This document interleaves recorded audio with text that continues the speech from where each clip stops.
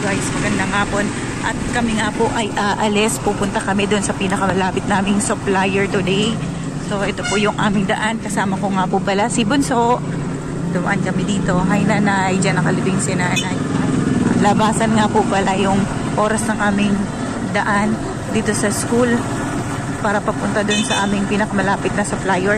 I-pick up po kami ng aming order pong paninda.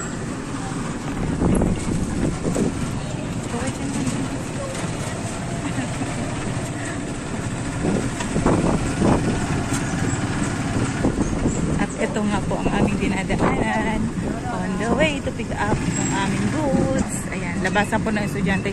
Kaya marami pong tao sa kalsada at service. Mga habal-habal.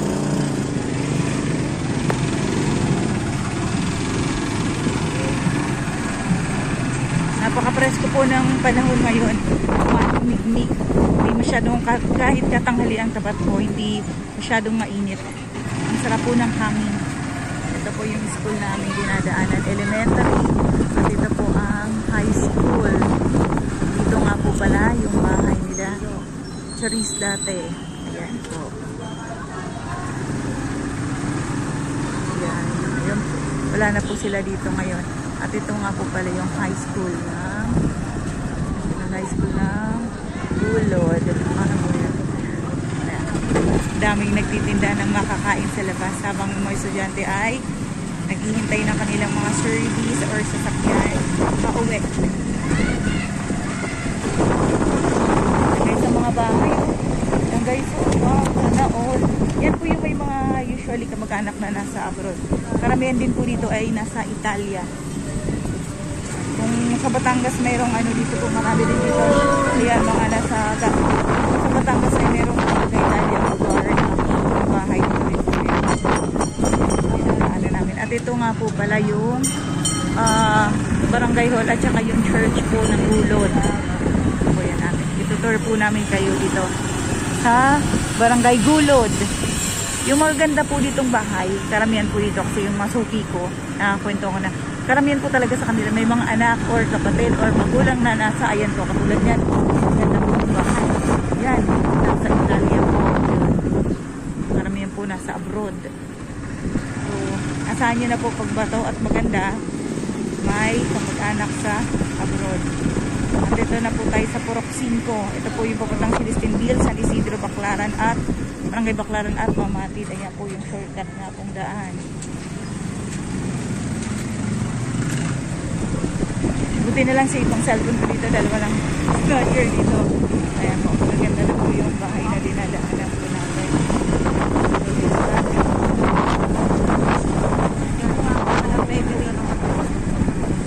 Ganda po ulit ng bahay. Ganda po ulit ng bahay. Ayan, puro sa isla nga po pala tayo. Ito ang kanilang center. Ayan.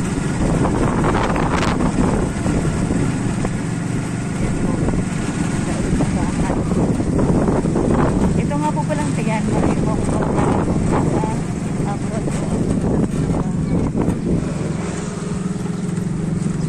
Usually, ano po yan, pamilya, yung tinatawag na looban or yung, ano ba tawag dun? May tawag dun eh, yung magkakasama sa isang hilera po sila or isang compound, ayun, family compound. Magkakapatid, magkakamag-ala, yan, yung nakatira.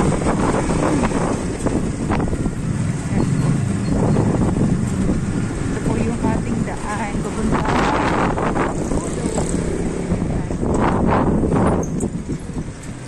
Hindi ko dala yung aking selfie stick.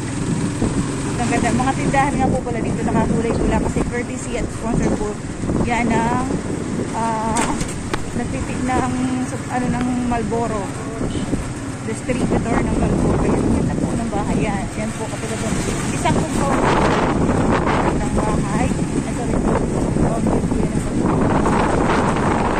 yan, may mga nag-a-abroad na kapamilya. Mga tawag po sa kanila dito yung mga sinaunang tao dito. Taga dito po talaga. Taga-populasyon ng tawag nila. Populasyon. Yan yung mga naunang may magagandang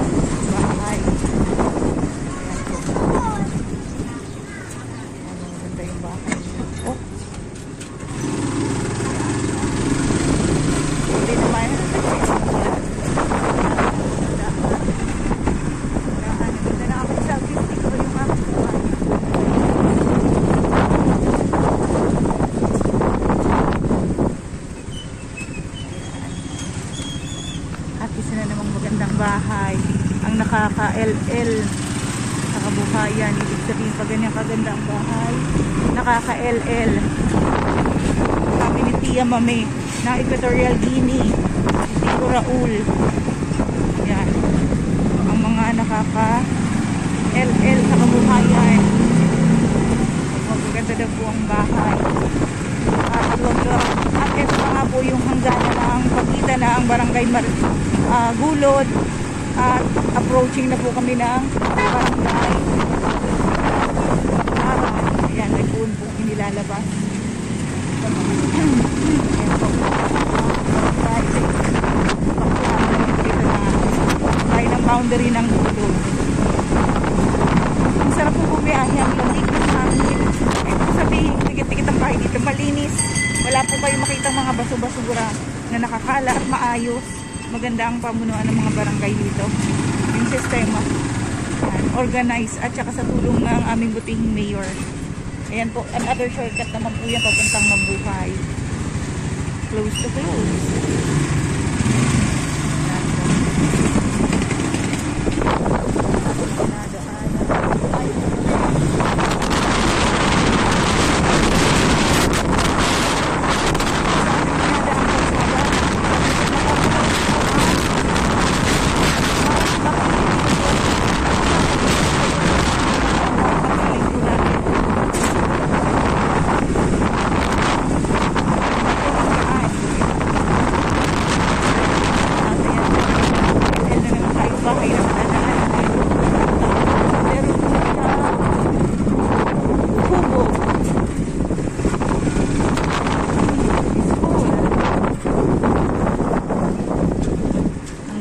Ating tour. Itutur ko po kayo sa buong kahabaan, loob ang kahabaan ng poblasyon mula barangay Gulod, Marinig Gulod hanggang yan, Look, barangay Look.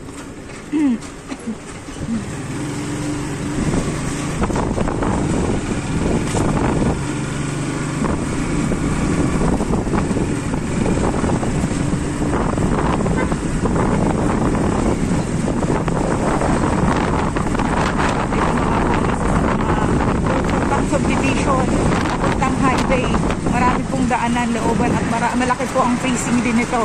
Phase 1, Phase 2, Phase 3, Phase 4, Phase 5, Phase 6 po ang alam ko. Dito sa, kung hindi po ako nagkakamali dito po sa Mabuhay Home. So may mga nagawa po sa kalsada. Ayan.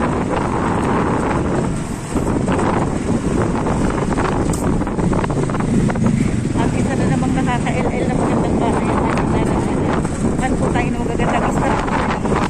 Kasi tayo na mga walang imposible, libre po yun. Malay mo, narinig tayo ni Lord.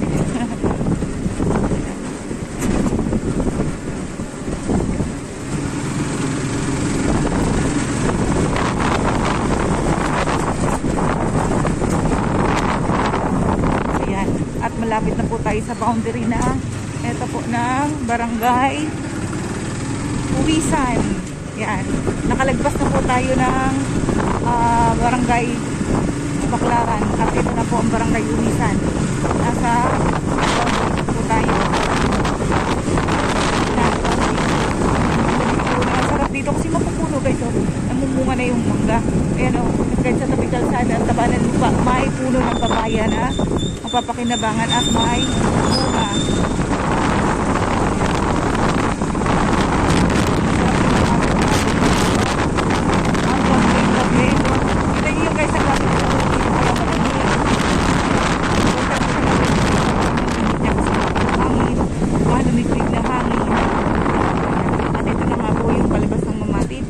Boundary po, dito po kami dadaan sa looban. Yun po yung pupunta na Mamatid Road. Dito po tayo sa Uwisan. Ng Uwisan.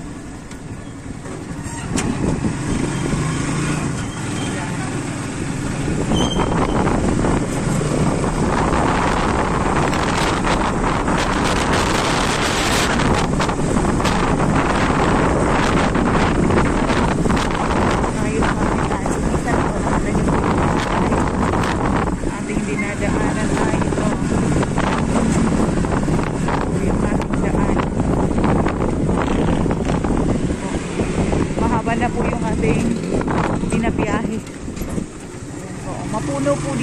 mapapansin niyo po, oh, mapuno po siya. Masarap po dumaan. Tsaka malinis po, kahit sabihin niyo ko siyang tabi-tabi yung bahay or dikit-dikit. Malinis po dito. Maayos po ang daan. Yan po, pwede niyo po. Another school na naman po yung ating dadaanan. Ay, kuya, ingat kuya. Hindi pong sige. Hi! Hello! Mati ang bata.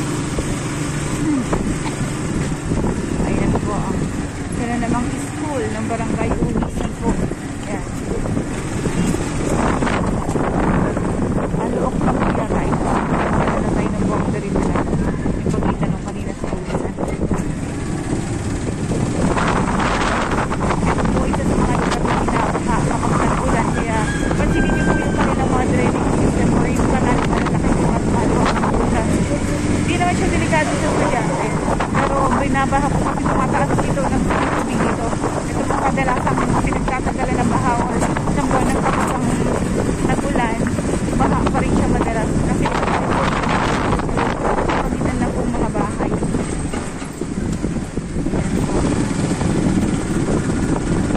Lake na po yan. Usad lang, konting kepot lang. Lake na po siya. Labog na lake. Kasi parang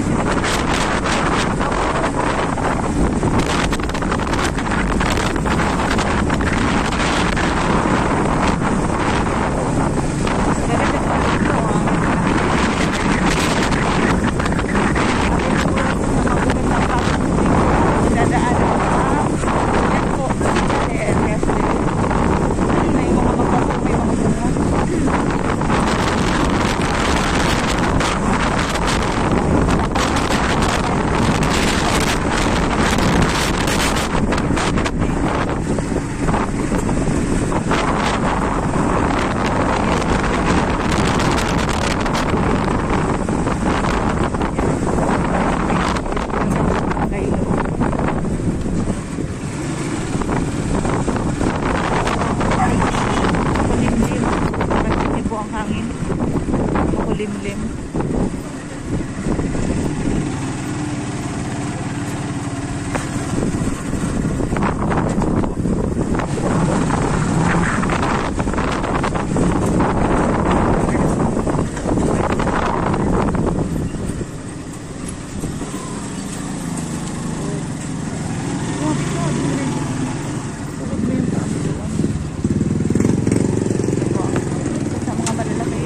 Iglesia ni Cristo dito sa Barangay Luok, Calamba, Laguna.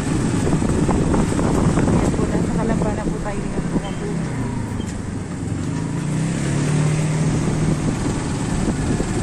Sa likod po ng mga bahayan na yan sa tabing kalsada, marami po diyang gulayan, taniman, mais, kangkong, dito rin po ako ng pulsil na kangkong, mga sibuyas, mga sitaw, yan, mga basta mga gulay-gulay kasi ang mga sa gilid po ng Aplaya ay meron pong mga taniman.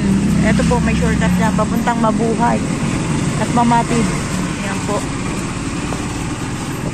isa sa mga shortcut video.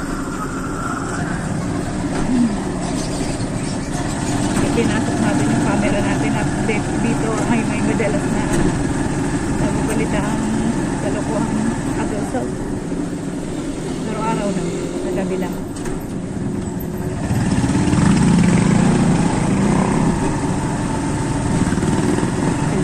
Kung aking cellphone ay yung mga cellphone ko ay nagloko na kalumaan. Kasi po mga pinaglumaan lang ang aking anak. At ito naman ang bago niyang pinaglumaan, 3 years. Pero ito po, nagagamit pa. Ganyan tayong mga nanay, mapagpaubaya. Yan po, ganda po natin dinadaan. Isa sa mga tulay. Unang tulay, may madadaanan pa po tayong tulay. Ganda po. Ay wow, may saranggola. Overlooking po ito sa lake. Ganda po. At ayun po ang simbahan po ng St. Mary Magdalene Parish Church dito po sa loob. Ayun po. Pasok ulit natin.